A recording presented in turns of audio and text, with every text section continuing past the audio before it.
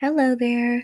Today, I'd like to take a look at Alexandra Rodriguez's weight loss Instagram account.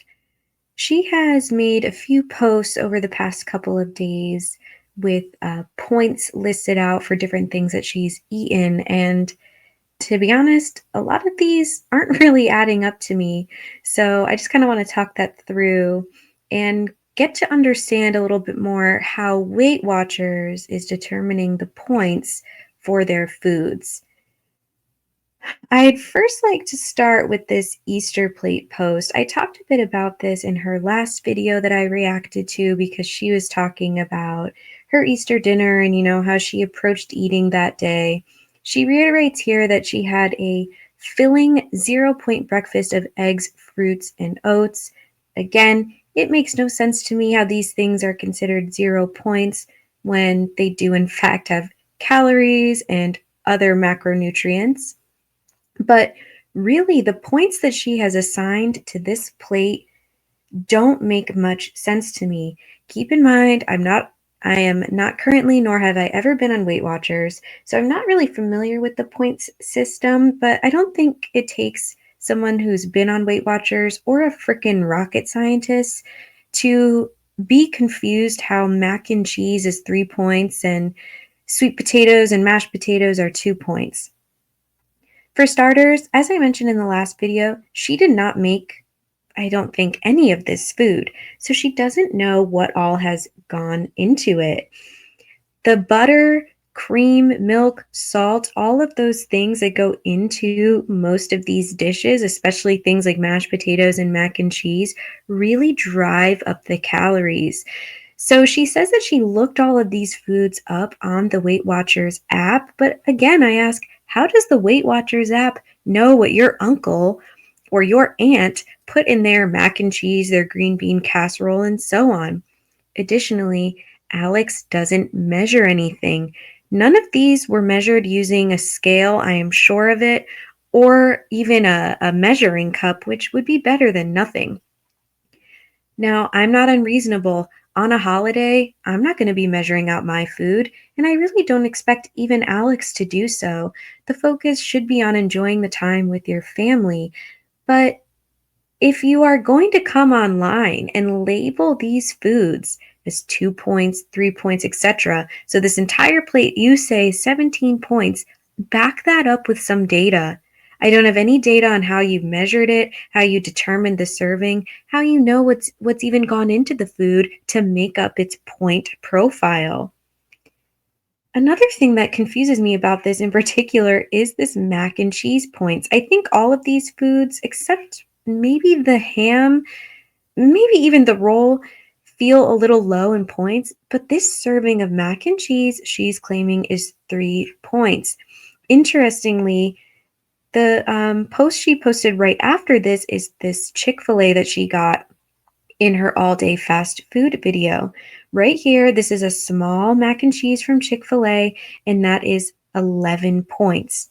How does this small serving of mac and cheese at 11 points not line up with this serving of mac and cheese at 3 points? Homemade or not, I'm sure that the profile in terms of cheese and butter and everything isn't all that different. Mac and cheese is a notoriously calorically dense food. I don't think that this serving, it's really not that small when you actually take a look at it, is only 3 points. Another thing that confuses me is this roll being 4 points. She mentioned that they have the King's Hawaiian rolls, so I'm pretty sure that's what this is. And I looked these up, and one King's Hawaiian roll is 90 calories. How is this at 90 calories more points than this serving of mac and cheese? It's also the same amount of points as the ham, which would have significantly more protein than this roll, which is protein is something that's supposed to bring the points down on Weight Watchers. So nothing is adding up overall. Lastly, what I'll say about this is that this whole plate is 17 points. I believe that she gets 42 points in a day. So theoretically, she could eat 2.5 of these plates in a day and however much she wants of 0 point foods, such as eggs, fruits, and oats. How many calories do you think that adds up to at the end of the day? Now, someone probably really wouldn't eat two and a half of these plates in one day, but you get my point. The point system, no pun intended, just really doesn't make any sense. And I feel like it's not helping people actually understand their servings, their portion sizes, and the calories that they need for maintenance or for a cut or for a bulk if someone were bulking on Weight Watchers, which I doubt they are. Um, all right. I'll just touch on this quickly. This is not about Weight Watchers, but is something that she posted recently on her account. It's a video of her on the Stairmaster. Look, I give her credit. She does say it's a challenge. I don't doubt it. The Stairmaster is not an easy machine to use. I have a tough time on the Stairmaster as well. But no exercise is better than, or sorry, some exercise is better than no exercise, but I do think that Alex should stick to more of the basics. This Stairmaster isn't necessarily not a basic, but she really underestimates the value of just walking. I wish I had made this video a bit sooner because just the other day she had posted, I believe on this account on her stories, that she was trying interval walking. To her, interval walking was 3 minutes at a faster speed and 3 minutes at a slower speed. Now, she didn't indicate what constitutes a fast or a slow speed for her. She also did not indicate if she was on any sort of incline. While I'm sure interval walking is not inherently bad, the just doing some low intensity, steady state, or LISS walking would be even better.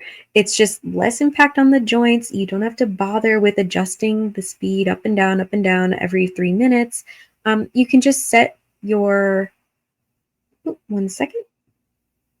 You can just set your treadmill to like a pretty high incline, a speed of 3 or so, and let it go.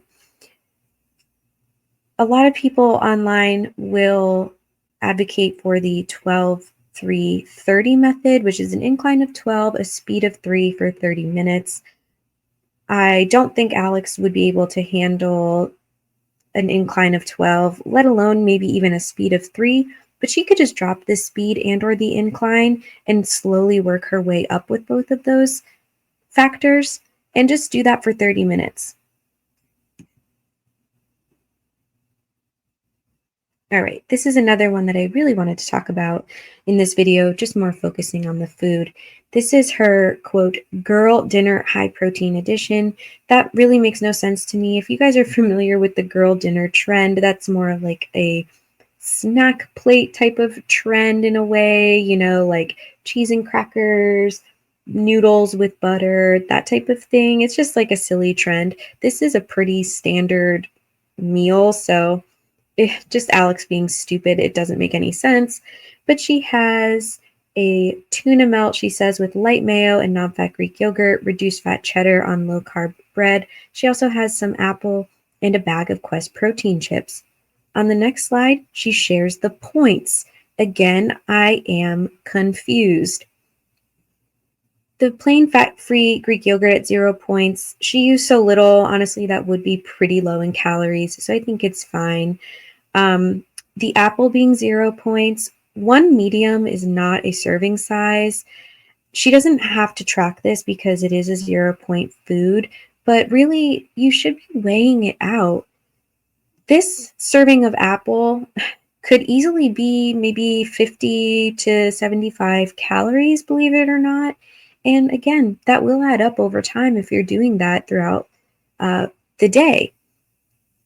I'm also confused by the Quest nutrition chips being 3 points. One bag of these chips is 140 calories and 19 grams of protein. That's a pretty good for a bag of chips. But again, I am still confused how that is the same as that serving of mac and cheese, and also how this then is actually only one less point than a Hawaiian king roll, which is more calories. Granted, these do have more protein, but they have the same amount of saturated fat, and the chips have more calories. Everything else I think is okay. Even the light mayo being 2 points.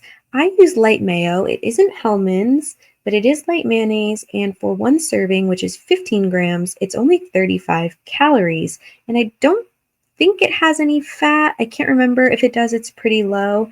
I'm sure it does. That's probably pretty silly to say that any mayonnaise doesn't have any fat. But 2 points, again, just the calorie wise, it doesn't make sense to me. Packed tuna is a 0 point food on Weight Watchers. A can of tuna is anywhere from 100 to 110 calories for your standard small size of tuna. So, again, not something that I would want to just disregard if I'm worried about losing weight. Yet again, we have 2 slices of this gluten-free bread at 3 points. That would be about 80 calories altogether for both slices. The thing is, though, that this is marketed as gluten-free and low carb. So considering that carbs are something that drives the points up, I don't know how the one Hawaiian roll only has then one more point than a low carb bread. It's just feels really like it's done quite flippantly and without very much discretion on the end of Weight Watchers. Again, I will also remind everybody that she doesn't weigh anything out. So her measurements probably aren't accurate. We really don't have a baseline to compare it to. Because I'm so unfamiliar with Weight Watchers, I did go ahead and look up a little bit more about their point system. Let me throw this on the screen. But honestly, this just left me with more questions than answers. So here is the Weight Watchers website with the Weight Watchers point system explained. Let's go through this a little bit together. Okay, so they claim that the point system makes nutrition science for weight loss simple. They look at the nutrition information, calories, saturated fat, protein, sugar, and fiber, and distill it down to one easy number, which is the points. Points will go down when foods have fiber, protein, and unsaturated fats, and go up when there's more added sugars and saturated fats. I understand that they are trying to keep this pretty simple because this is just for their target audience, but there's no numbers here. There's no information about how much sugar to fiber to protein and so on would drive it up and by how much. And again, when we're looking at the points that Alex is sharing for the different foods, even when I'm trying to just take a quick look at their nutrition info, nothing is standing out to me to make me understand why certain foods have the points that they do when the profiles seem either drastically different or drastically similar, to be frank. So for the weight loss, as we all know, each person gets their quote customized points budget. I won't go into how Alexandra's seems really, really high. Plus, there's 0 point foods that you don't have to track. As long as you stay within your budget, you'll be on the way to reaching your weight loss goals, according to Weight Watchers. So I have read some comments from others that are on Weight Watchers that say that the 0 point foods, you still do need to be mindful of them. And while I'm sure that that is true, right from the horse's mouth, they are saying you do not have to track those foods. Essentially, they don't count against you. So again, for someone like Alex, I've said it before, she thinks that that basically means she hasn't eaten. It doesn't count. They are just empty points out into the void. The calories don't exist. The fat doesn't exist. She can eat however much of that she wants in addition to 42 points of other foods. And as we've seen, she's tracking foods that have pretty low point values. But if you really added up 42 points worth of those, we'd be quite shocked by the amount of calories that she's getting in a day. Let's see. I wanted to take a look with you as well of the 0 point foods. Let me go back up. So This is let's see, they say they have 350 plus 0 point foods. Don't track, just enjoy. Again, they are saying right here in bold, you do not have to weigh, track, or measure on the Weight Watchers program for the 0 point foods. I think that does imply that you do, in fact, need to weigh, track, and measure the non-zero point foods. So we know Alex isn't quite doing that. But the fact that they are actually advocating for folks not to even weigh or track or measure all of these foods is crazy to me. Sure, these foods are quite healthy and balanced if you just look at them at the surface level. And they should help keep people fuller and longer because their 0 point foods are foods that are comprised primarily of protein and fiber. But for someone like Alex with a food addiction, this just gives them license to run rampant with the calories and with the consuming. So here's a small preview of the 0 point foods list. We've heard a lot of these from Alex, things like even popcorn, lean meats, oats. This is something that does confuse me because oats are included as a 0 point food, but on the previous page, was it the previous page? I read somewhere on the website that oat milk is not a 0 point food. Here, right here, foods that have higher points, oat milk, and they even specify unsweetened oat milk. So I'm confused how oat milk without any added sugar is considered a higher point food, whereas oats are not. They are actually a 0 point food. Another extremely confusing, confuddling fact from Weight Watchers. Leaning on 0 point foods means more room for your faves that do have points: bread, wine, dessert, anything. They advertise that you could use 0 point foods as a base to pump up your plate and for snacks. Again, on face value, this does make sense. This just seems like pretty basic nutrition and good dietary habits. But for someone with a food addiction and with a problem moderating their food and understanding portion sizes, this will not work. This is why this isn't working for Alex. And I'm sure she's not the only person. This is probably doing more harm than good to most people on Weight Watchers. In sum, looking at this from the Weight Watchers website doesn't help me clear up how exactly they're calculating the points for their foods. It makes sense, sort of, when you read through how they calculate higher and lower point foods, but when I'm actually looking at it in practice through Alex's Instagram, it's not coming clear to me. And I think we can all see why she will continue to struggle with losing weight on Weight Watchers for this very reason. Let me know your guys' thoughts. See you in the next one. Bye.